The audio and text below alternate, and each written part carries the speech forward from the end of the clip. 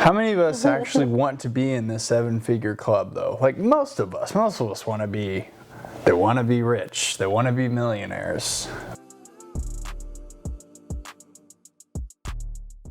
I will be a millionaire. I mean, I want to be worth $100 million. It's been my goal for years and years. It's a wealthy goal.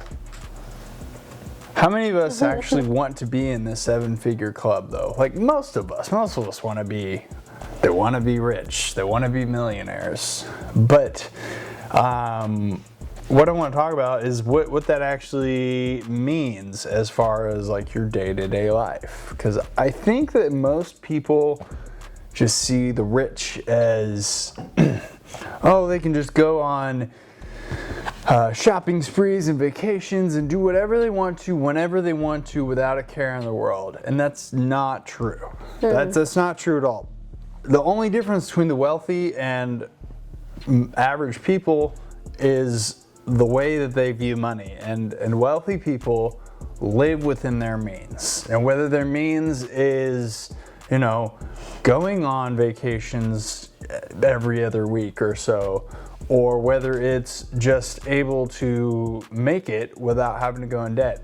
Wealthy people live within their means. That's really the biggest thing. It really boils down to the things you do day to day for yourself to create wealth and long-term financial independence, because that's really what we're all after. Investing all the money that you can into cash flowing assets, and whether that's business or real estate or stocks and bonds, or people's startups, it's investing. It's really important that you have the wealth building mindset, and we did a whole video on what that means versus the consumer mindset. And to build wealth for yourself, it is super important that you start changing your mindset into that wealth creation, that wealth mode. Yes. Money is a tool. Money is not for your pleasure. Money is for making more money and creating a life for yourself. And you have to start viewing money differently with the wealth building mindset. You can't sit there and, you know, a lot of the times we've heard growing up that money doesn't grow on trees, or we can't afford that, or, you know, just hate that. I hate negative talk about money. And if you have negative talk about money, you're either going to be saving your money for a rainy day, and then you're waiting for that rainy day to happen, so that rainy day happens, or you're just going to be like, I have the money to do it now, I'm going to go ahead and just blow my money now because I have it, I'm going to enjoy it. But then you're stuck in the consumer mindset and you're not going to get out. And so you really need to readjust your thoughts about money. I love Scott Trench is one of the most impactful quotes from the book. He talks about, everyone's heard the saying, a penny saved is a penny earned. And Scott Trench says that that's not true, actually. A penny saved is worth 1.3 pennies earned, depending on your tax bracket. The money that you save is actually, you've already paid tax on it, it's already yours, versus money you earn, you're yet to pay tax on. So that, when you're just getting started, is going to be one of the biggest mindset shifts you can make, is spend your money very wisely, because it is the tool that will set you free. Another tip is sort of cliche, but really get outside of your comfort zone. I mean, if you're not happy with where you are, get comfortable being uncomfortable. Go to networking groups, go listen to speakers, listen to podcasts, like do everything you can to get uncomfortable. Yeah, I actually remember when we first moved here, you found a real estate group that meets every fourth Thursday or something, and you're like, I'm gonna go, and I was like, have fun, I'm staying home. And because I was just like very uncomfortable, I didn't want to go out and meet new people. I was just kind of scared. Then he went by himself and he came back and he goes, oh my gosh, it was so great. And then we went to go to another one, and then that ended up like bombing or something. Like they didn't show up, or maybe we just didn't see them. But we ended up meeting at a different table with another realtor and talking with her. And then like now we go regularly, and we know most of the people there. So get out of your comfort zone. It'll help you in the long run. Something else that you need to do, focus on self-improvement. Focus on yourself. You are the one that is going to do this. You need to give yourself the tools to be able to do it. No one's going to do it for you. You've got to make the change, and you have to learn what you need to. So start reading, start listening, start watching YouTube videos. This is a great one. If you need to, also start budgeting. Start finding out where you're spending money. Where can you stop spending money? And then instead of saying like, I can't afford it, start saying, how do I afford it?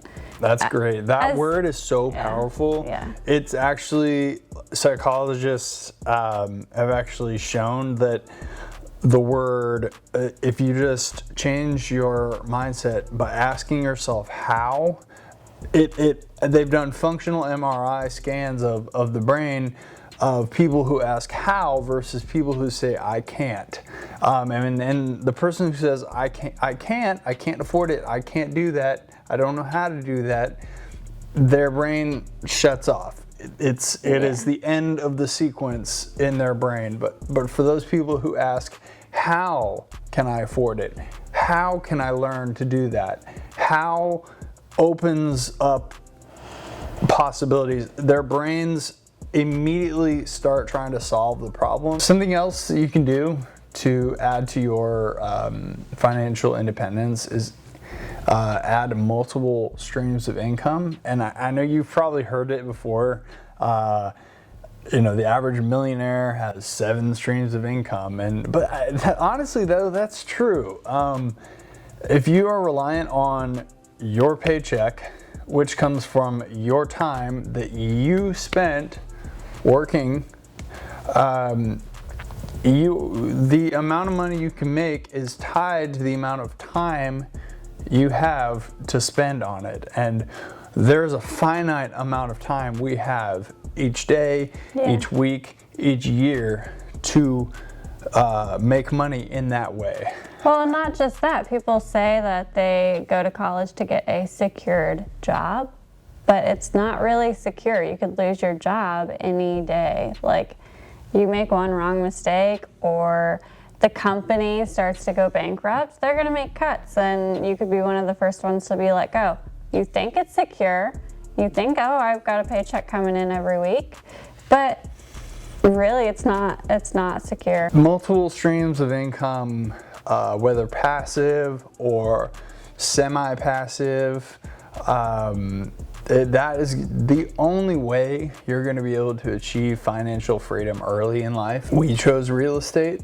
It appealed to us, but it's by no means the only way to do it.